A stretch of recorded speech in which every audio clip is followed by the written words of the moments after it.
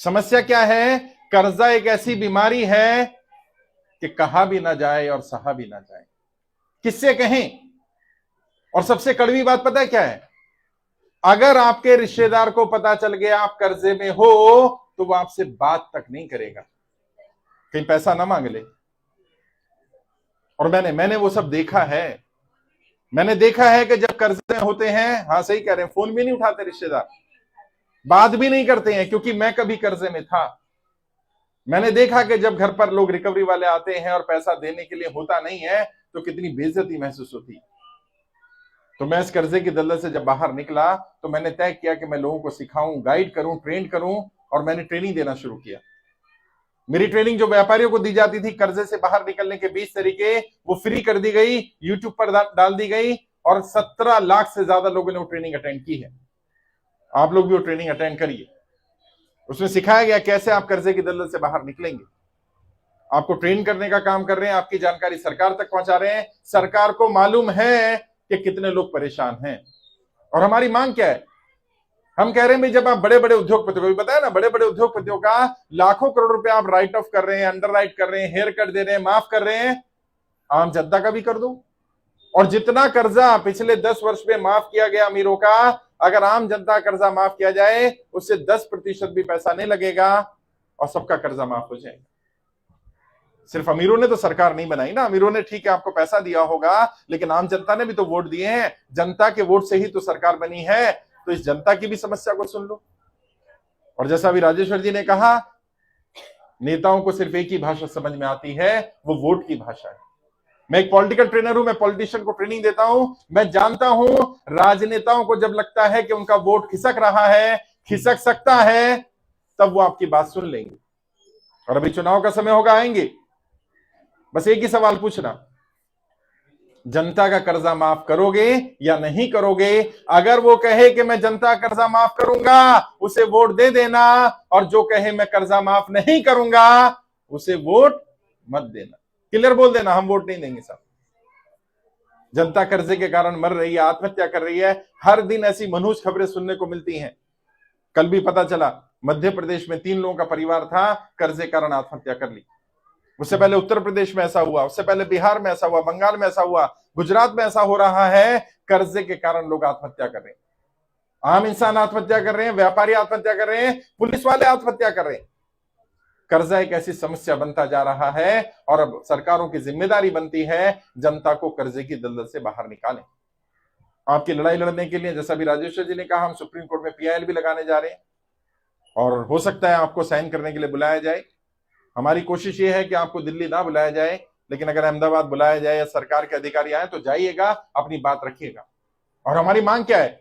हमारी मांग है जैसे बड़े अमीरों का, बड़े बड़े उद्योगपतियों का कर्जा माफ किया जाता है, वैसे ही आम जनता कर्जा माफ किया जाए। और यदि कर्जा माफ नहीं कर सकते तो कम से कम 2 साल का समय दिया जाए। और 2 साल तक सोचिए, आपको ना किस्त भरनी पड़े, ना हफ्ता भरना पड़े, ना ब्याज देना पड़े, ना इंटरेस्ट देना पड़े। 2 साल तक जो पैसा आप किस्त में दे रहे हैं, ब्याज में दे रहे हैं, हफ्ते में दे रहे हैं, वो अपने ऊपर खर्च करें, अपने परिवार पर खर्च करें, अपने बच्चों पर खर्च करें, तो कितनी तरक्की हो जाएगी।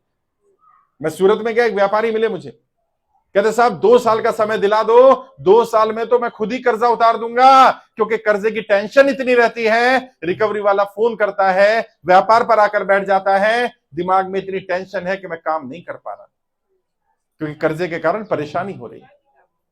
और सरकार के आंकड़े हैं, पिछले 5 वर्ष में 50,000 से ज्यादा व्यापारियों ने कर्जे के कारण आत्महत्या करी।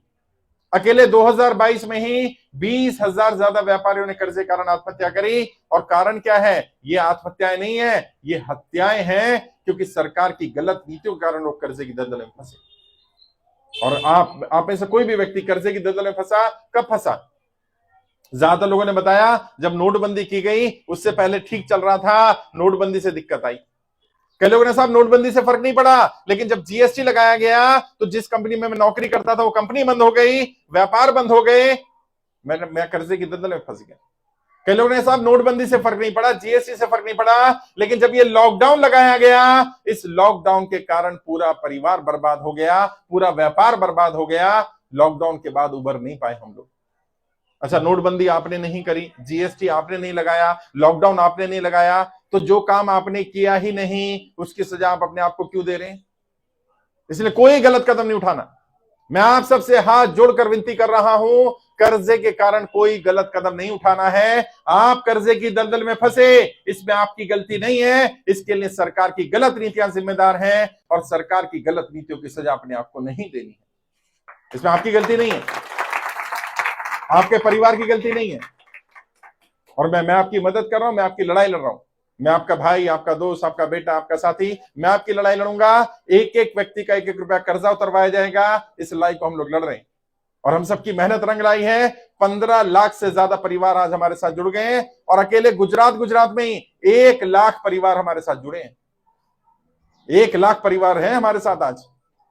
और जैसे गोविंद भाई काम कर रहे हैं, बाकी साथी काम कर रहे हैं, अलग अलग जगह पर काम किया जा रहा है, अलग अलग लोकसभा में काम कर रहे हैं। और अब सरकार को पता चलना शुरू हुआ लोग कितने ज्यादा परेशान हैं।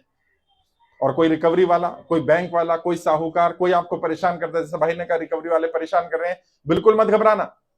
अगर कोई रिकवरी एजेंट आपके यहाँ आएगा, गाली गलौज करे, बदतमीजी करे, तुरंत पुलिस को कंप्लेंट कर देना। किसी को भी आपके साथ गाली गलौज करने का अधिकार नहीं है।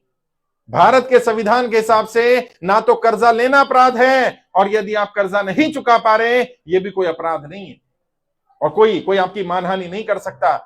और रूल है कुछ, कर्जा रिकवरी करने के भी रूल होते हैं।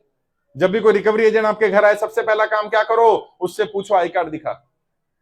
और कोई बात नहीं करनी, वो बोलेगा हफ्ता दो, बोलो बाद में देंगे, आई कार्ड दिखा पहले, तू कहां से आया। अगर वो आई कार्ड नहीं दिखाता है, तुरंत पुलिस कंप्लेंट करो, चोर आया भाई ये। अगर वो आई कार्ड दिखा देता है तो उसको बोलो डीआरए का सर्टिफिकेट दिखा। ये डीआरए का सर्टिफिकेट क्या होता है?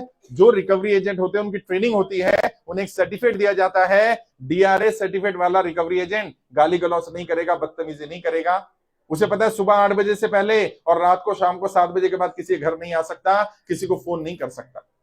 डीआरए का सर्टिफिकेट होना जरूरी है। फिर होम विजिट लेटर होना चाहिए उसके पास। बैंक में तो 100 एम्प्लॉय होते हैं, 100 कर्मचारी होते हैं, सारे कर्मचारी आपके घर आ जाएंगे क्या? सब तो नहीं आ सकते। कौन आएगा? जिसको ऑर्डर मिलेगा, यानी जिसके पास ऑर्डर होना चाहिए, उसको बोलो लेटर दिखा, मेरे घर आने का लेटर दिया, ऑर्डर दिया तेरे को कि नहीं। अगर उसके पास लेटर नहीं है, होम विजिट लेटर नहीं है, परमिशन नहीं है, तो भी वो आपके घर नहीं आ सकता है। आप कहीं नौकरी कर रहे हैं, कहीं काम धंधा कर रहे हैं, वहां आकर वो आपको परेशान नहीं कर सकता है। आपको अपने अधिकारों को भी जानना पड़ेगा। समस्या क्या है? बैंक वाले, रिकवरी वाले आपको परेशान क्यों कर रहे हैं या क्यों कर पाते हैं? क्योंकि आपको अपने अधिकार नहीं पता। और जो काम मैं कर रहा हूं, ये काम बैंक को करना चाहिए, सरकार को करना चाहिए, जनता को जागरूक करने का, जनता के अधिकार बताने का। लेकिन सरकारें तो चाहती हैं कि जनता को गुलाम बना करके रखा जाए, जनता हमारे खिलाफ बोल ही ना पाए, इन्हें कर्जे की दलदल में फंसा दो। और एक और चीज ध्यान रखना, जितने लोग भी खड़े हैं और जो लोग आपके जान पहचान में, उनको सबको बताना, कर्जा चुकाने के लिए कभी कर्जा मत लेना। इसे ही कर्जे की दलदल कहा जाता है। ऐसे समझो, आप एक गड्ढे में गिरे और उस गड्ढे की मिट्टी निकालकर बाहर फेंकते जा रहे हो, तो पता है क्या होगा? गड्ढा और गहरा होता चला जाएगा और आप गड्ढे के अंदर इतने फंस जाओगे कि फिर निकलना भी चाहोगे तो निकल नहीं पाओगे।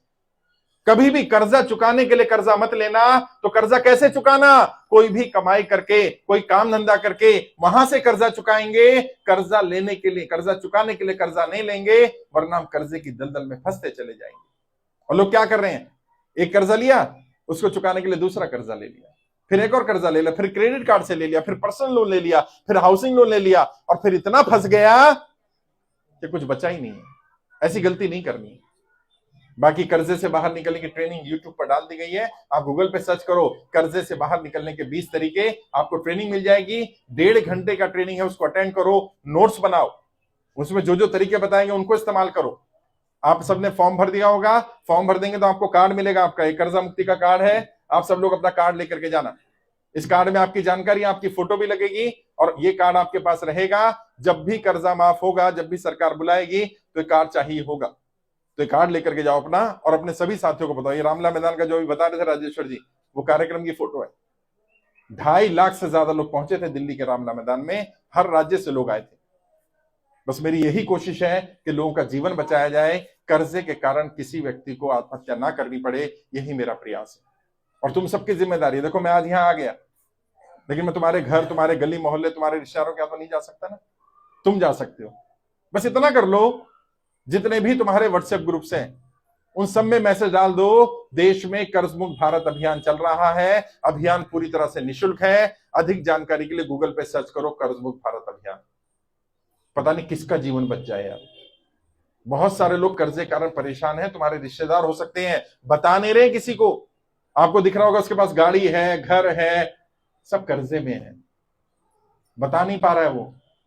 क्या पता किसी को सहारा मिल जाए, किसी को सपोर्ट मिल जाए। बहुत सारे लोगों का जीवन ऐसे ही बचा है जब उन्हें पता चलना शुरू हुआ कि कर्जे के कारण कोई लोग गलत कदम उठा रहे हैं और कोई व्यक्ति उनकी मदद कर रहा है, बचा रहा है, तो लोगों ने गलत कदम उठाने का निर्णय त्याग दिया।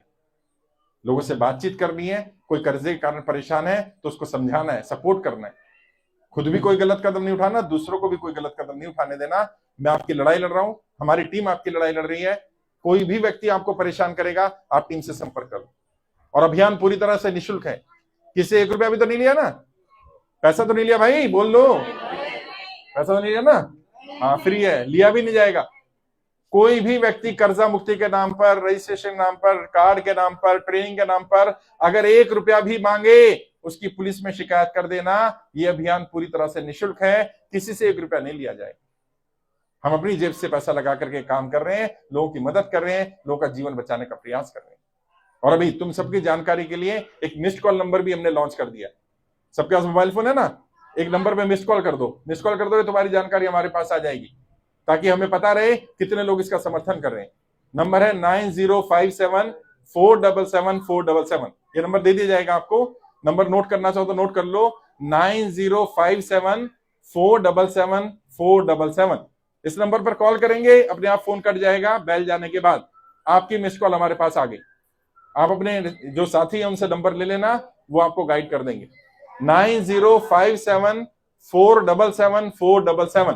गुजराती में भी राजेश्वर जी बाद में नंबर बता देंगे। मैं आपकी लड़ाई लड़ूंगा, एक एक व्यक्ति को कर्जे की दलदल से बाहर निकालेंगे।